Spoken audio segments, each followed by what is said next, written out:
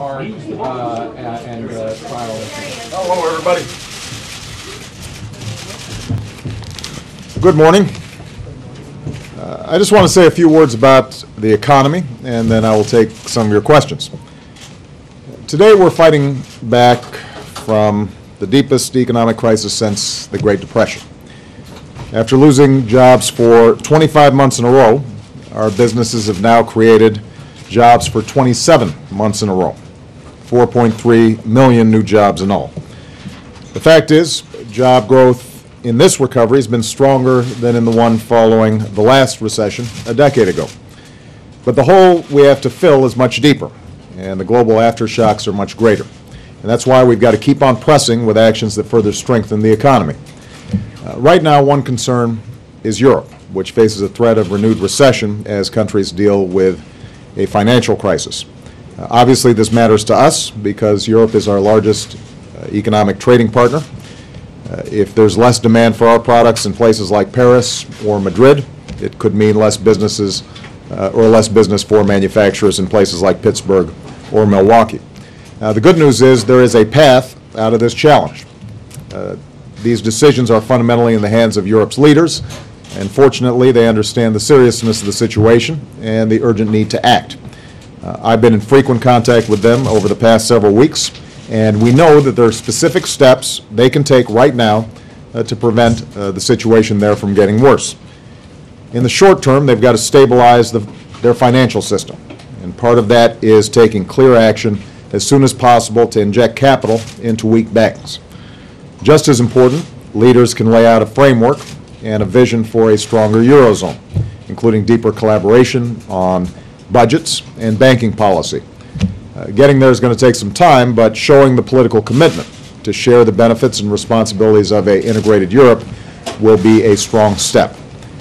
With respect to Greece, which has important elections next weekend, we've said that it is in everybody's interest for Greece to remain in the Eurozone while respecting its commitments to reform. We recognize the sacrifices that the Greek people have made, and European leaders understand the need to provide support if the Greek people choose to remain in the Eurozone. But the Greek people also need to recognize that their hardships will likely be worse if they choose to exit from the Eurozone. Over the longer term, even as European countries with large debt burdens carry out necessary fiscal reforms, they've also got to promote economic growth and job creation. As some countries have discovered, it's a lot harder to rein in deficits and debt if your economy isn't growing. So it's a positive thing that the conversation has moved in that direction, and leaders like Angela Merkel and François Hollande are working to put in place a growth agenda alongside responsible fiscal plans. The bottom line is the solutions to these problems are hard, but there are solutions. The decisions required are tough, but Europe has the capacity to make them, and they have America's support. Their success is good for us, and the sooner that they act, and the more decisive and concrete their actions, the sooner people and markets will regain some confidence, and the cheaper the costs of cleanup will be down the road. In the meantime, given the signs of weakness in the world economy, not just in Europe but also some softening in Asia, it's critical that we take the actions we can to strengthen the American economy right now. Last September, I sent Congress a detailed jobs plan full of the kind of bipartisan ideas that would have put more Americans back to work. It had broad support from the American people. It was fully paid for. If Congress had passed it in full, we'd be on track to have 1 million more Americans working this year. The unemployment rate would be lower. Our economy would be stronger. Of course, Congress refused to pass this jobs plan in full. They did act on a few parts of the bill, most significantly the payroll tax cut that's putting more money in every working person's paycheck right now, and I appreciate them taking that action. But they left most of the jobs plan just sitting there. And in light of the headwinds that we're facing right now, I urge them to reconsider, because there are steps we can take right now to put more people back to work. They're not just my ideas. They're not just Democratic ideas. They're ideas that independent, nonpartisan economists believe would make a real difference in our economy. Keep in mind that the private sector has been hiring at a solid pace over the last 27 months. But one of the biggest weaknesses has been state and local governments, which have laid off 450,000 Americans. These are teachers and cops and firefighters. Congress should pass a bill putting them back to work right now, giving help to the states so that those layoffs are not occurring. In addition, since the housing bubble burst, we've got more than 1 million construction workers out of work. There's nothing fiscally responsible about waiting to fix your roof until it caves in. We've got a lot of deferred maintenance in this country. We could be putting a lot of people back to work, rebuilding our roads, our bridges, some of our schools. There's work to be done. There are workers to do it. Let's put them back to work right now. The housing market is stabilizing and beginning to come back in many parts of the country, but there are still millions of responsible homeowners who've done everything right but still struggle to make ends meet. So, as I talked about just a few weeks ago, let's pass a bill that gives them a chance to save an average of $3,000 a year by refinancing their mortgage and taking advantage of these historically low rates. That's something we can do right now. It would make a difference. Instead of just talking a good game about job creators, Congress should give the small business owners that actually create most of the new jobs in America a tax break for hiring more workers. These are ideas that, again, have gotten strong validation from independent, nonpartisan economists. It would make a difference in our economy, and there's no excuse for not passing these ideas. We know they can work. Now, if Congress decides, despite all that, that they aren't going to do anything about this simply because it's an election year, then they should explain to the American people why. There's going to be plenty of time to debate our respective plans for the future. That's a debate I'm eager to have. But right now, people in this town should be focused on doing everything we can to keep our recovery going and keeping our country strong. And that requires some action on the part of Congress. So I would urge them to take another look at some of the ideas that have already been put forward. And with that, I'm going to take a couple of questions, and I'm going to start with Karen Bowen, who is with Reuters, but as we all know, is about to go get a fancy job with the National Journal, and we're very proud of her. So congratulations to you, Karen. You get the first crack at it. Thank you very much, Mr. President. Could you tell the American people what role the United States is playing in the European debt crisis? And also, do you think European leaders have a handle on what's needed to stem the crisis? And finally, you talked about a number of ideas that you've already put forth to shield the American economy. Do you plan to give a speech or lay out additional ideas now that the crisis is really escalating? Well, a couple of things. First of all, the situation in Europe is not simply a debt crisis. You've got some countries like Greece that genuinely have spent more than they're bringing in, and they've got problems. There are other countries that actually were running a surplus and had fairly responsible fiscal policies, but had weaknesses similar to what happened here with respect to their housing market or their real estate markets, and that has weakened their financial system. So there are a bunch of different issues going on in Europe. It's not simply a debt crisis. What is true is that the markets, getting nervous, have started making it much more expensive for them to borrow, and that then gets them on a downward spiral. We have been in constant contact with Europe over the last, European leaders over the last 2 years. We have consulted with them both at the head of government and head of state level. I frequently speak to the leaders not only at formal settings like the G8, but also on the telephone or via video conference, and our economic teams have gone over there to consult. As I said in my opening remarks, the challenges they face are solvable. Right now, their focus has to be on strengthening their overall banking system, much in the same way that we did back in 2009 and 2010, making a series of decisive actions that give people confidence that the banking system is solid, the capital requirements are being met, that various stresses that may be out there can be absorbed by the system. And I think that European leaders are in discussions about that, and they're moving in the right direction. In addition, they're going to have to look at how do they achieve growth at the same time as they're carrying out structural reforms that may take 2 or 3 or 5 years to fully accomplish. So countries like Spain and Italy, for example, have embarked on some smart structural reforms that everybody thinks are necessary, everything from tax collection to labor markets to a whole host of different issues. But they've got to have the time and the space for those steps to succeed. And if they are just cutting and cutting and cutting, and their unemployment rate is going up and up and up, and people are pulling back further from spending money because they're feeling a lot of pressure. Ironically, that can actually make it harder for them to carry out some of these reforms over the long term. So I think there's discussion now about, in addition to sensible ways to deal with debt and government finances, there's a parallel discussion that's taking place among European leaders to figure out how do we also encourage growth and show some flexibility to allow some of these reforms to really take root. Now, keep in mind that this obviously can have a potential impact on us because Europe's our largest trading partner.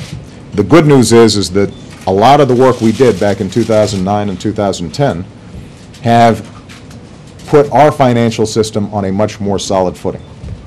Our insistence of increasing capital requirements for banks means that they can absorb some of the shocks that might come from across the Atlantic.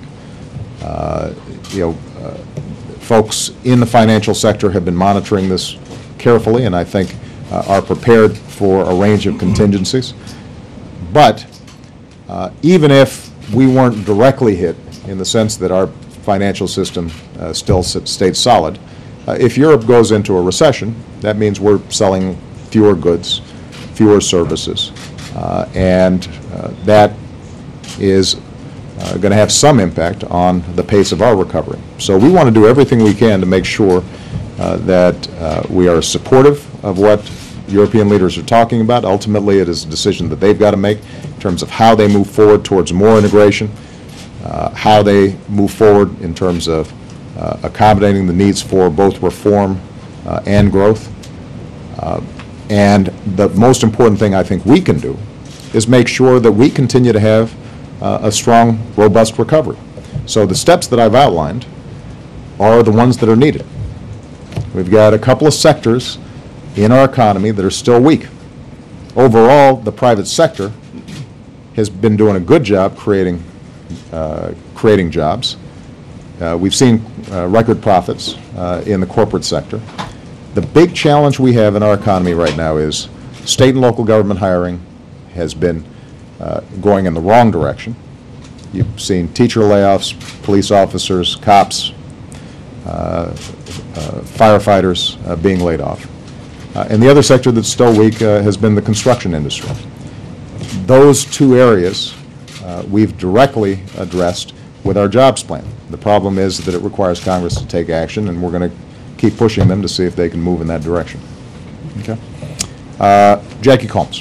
Where'd Jackie go? There she is. Thank you, Mr. President.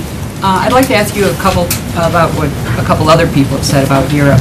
And one is that I'd like to know if you agree with former President Bill Clinton, who said in the past week that the Europeans' policies that you've described here today are much like those of the Republicans in this country, politics of austerity that would, take us in the same direction as Europe, if you agree with that. The Republicans, for their part, have said that you're simply blaming the Europeans for problems that have been caused by your own policies.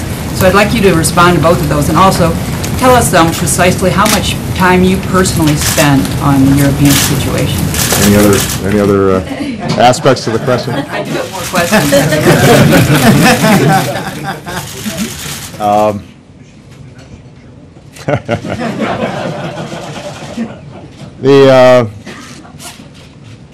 First of all, in terms of the amount of time I spend, look, I think it's fair to say that over the last 2 years, I'm in consistent discussions with European leadership and consistent discussions with my economic team.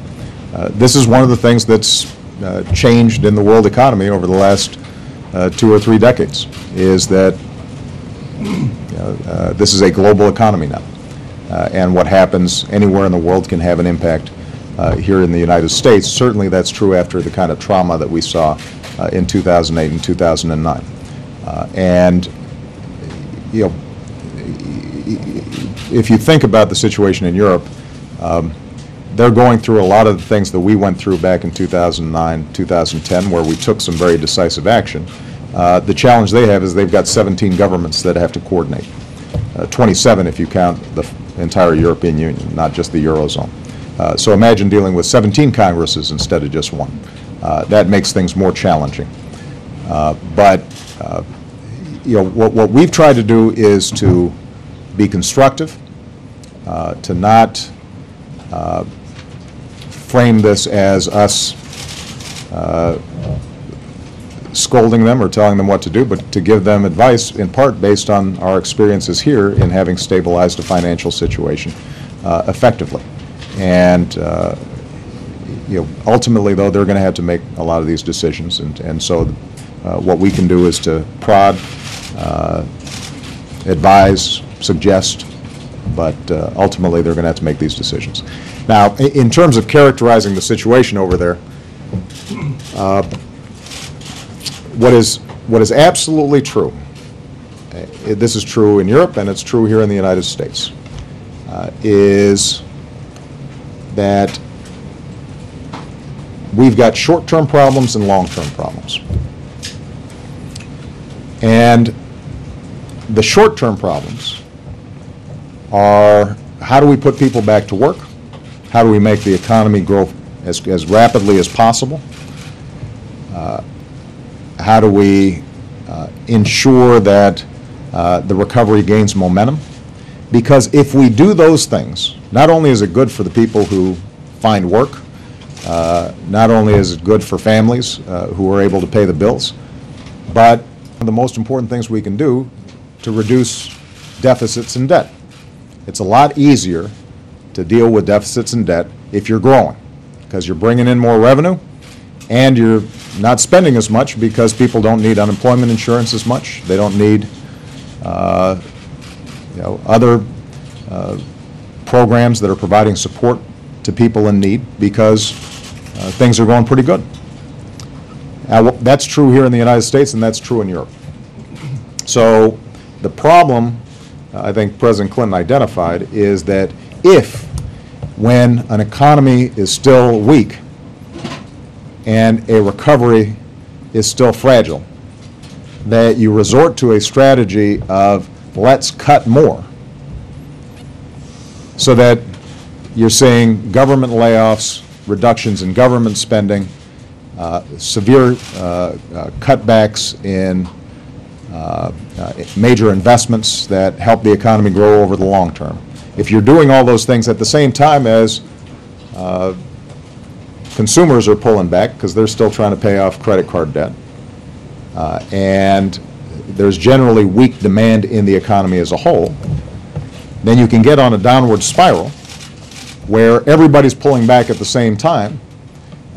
That weakens demand, and that further crimps the desire of companies to hire more people.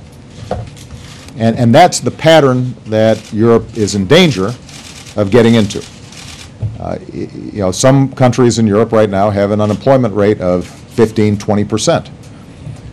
If you are engaging in too much austerity too quickly, and that unemployment rate goes up to 20 or 25%, then that actually makes it harder to then pay off your debts. And the markets, by the way, respond you know, when they see this kind of downward spiral happening.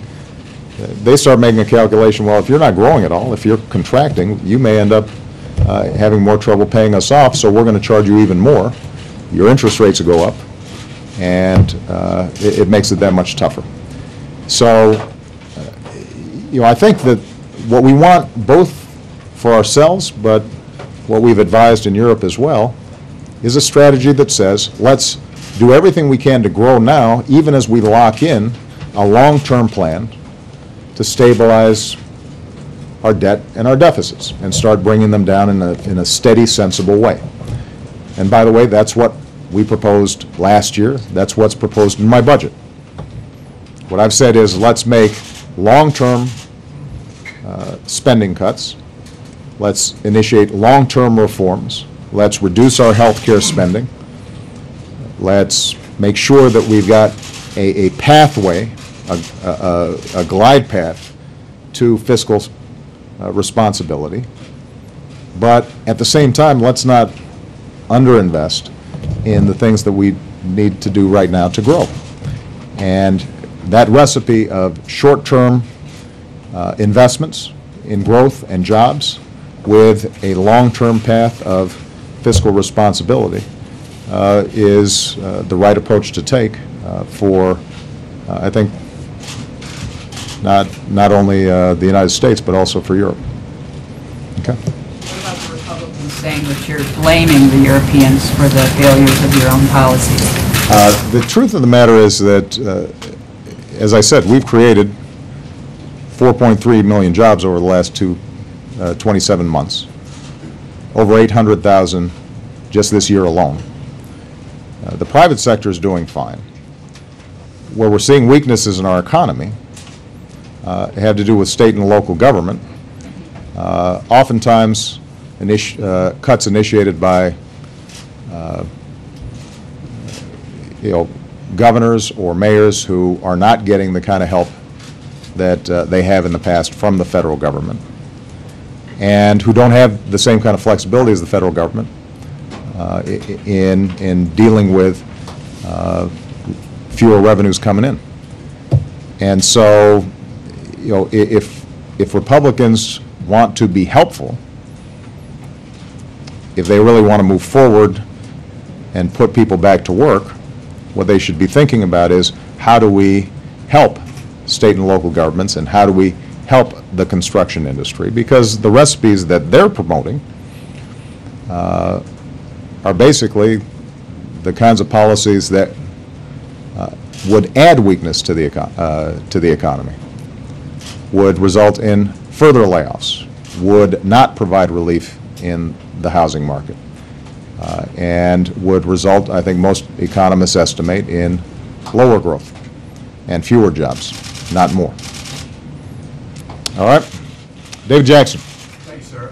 There are a couple of books out with some interesting details about national security issues. There are reports of terrorist kill lists that you supervise. There are reports of cyber attacks on the Iranian nuclear programs that you ordered. Two things. First of all, what's your reaction to this information getting out in public? And secondly, what's your reaction to lawmakers who accuse your team of leaking these details in order to promote your re-election bid? Well, first of all, I'm not going to comment on the details of what are supposed to be classified items. Second, as Commander-in-Chief, the issues that you've mentioned touch on our national security, touch on critical issues of war and peace, and they're classified for a reason, because they're sensitive, and because the people involved may, in some cases, be in danger if they're carrying out some of these missions. And when this information